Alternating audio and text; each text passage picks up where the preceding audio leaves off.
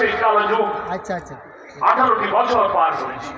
কত মানুষ শহীদ হয়েছে, কত মানুষ আহত পঙ্গু হয়েছে, লক্ষ লক্ষ মানুষ কারাবরণ করেছে।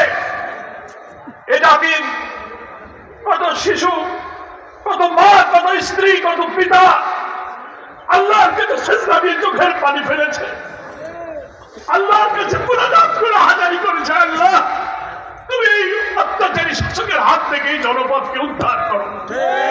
আমরা জানি না আল্লাহ তারা কোন শাহাদাতকে কবুল করেছেন, কার ইখলাসকে কবুল করেছেন, কার মুনাজাত, কার চোখের পানি কবুল হয়েছে আমরা জানি না। কিন্তু 24 সালের 5 আগস্ট আসমান থেকে আল্লাহ তাআলা রহমতের ধারা বর্ষিত হয়েছে। আমি তখন কারাগারে ছিলাম।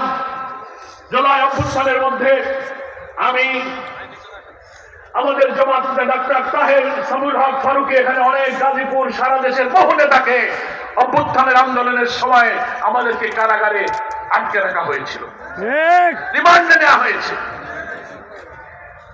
কারাগারে বসে আমরা শুনছিলাম জুলাইয়ের শেষের দিকে তীব্র গণ আন্দোলন।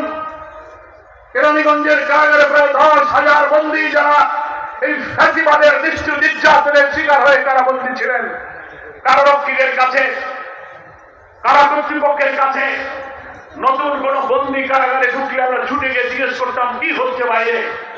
তারা বলতো ভাই ঢাকা রাজধানী সহ উত্তর আন্দোলনে আগুন হয়ে গেছে, এবার স্বৈরাচারের পতন হবে, আপনারা দোয়া করুন।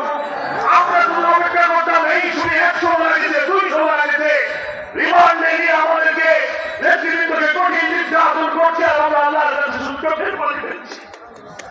5 আগস্ট সকাল থেকে আমরা শুনতে পেলাম কিছুক্ষণ পরে হয়তো